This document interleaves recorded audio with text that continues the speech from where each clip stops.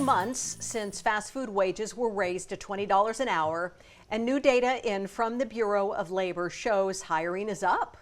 On this Wired Wednesday, GVWire.com reporter Edward Smith is joining us now to break it all down. Edward, thanks a lot for being here today. Good morning, Kim. All right, so what does data show then about these fast food jobs? More jobs, more hiring, more opportunity? Yeah, it shows that hiring actually increased in the sector monitoring restaurants, fast food restaurants.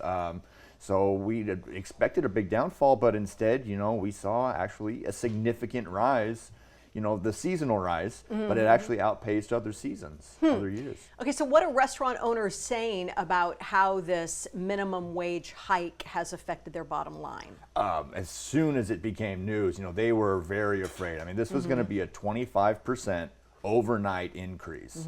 I mean, from March 31st to April 1st, it suddenly went up to $20 an hour. Right. They were fearing menu prices were going to have to go up, layoffs. They're talking about automation in the industry, saying we're just going to get rid of a lot of positions. But instead, we saw a lot of hiring in the first 2 months. Okay, but are we seeing those fears actually happening? I mean, when we go out, it is expensive. It's more expensive than it was, but is that really directly based on the $20 an hour, or just the economy and inflation? That's hard to tell. A lot of restaurant owners do say, for instance, the CEO of In-N-Out said that we're going to have to raise menu prices. They tried to minimize it, but they said they're going to have to do that. Rubio's Coastal Grill shut down 48 locations, one of them in Fresno, you remember that. Yeah. And they directly attributed that to the cost of doing business in California. Okay, so is California actually an area where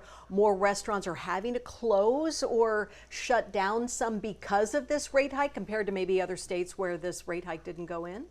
That is still pretty preliminary on that. Okay. We're still looking at that. One study actually did come out looking at the minimum wage, because as unemployment goes up, they're saying that California's minimum wage could be attributed to the higher minimum wage here, the unemployment.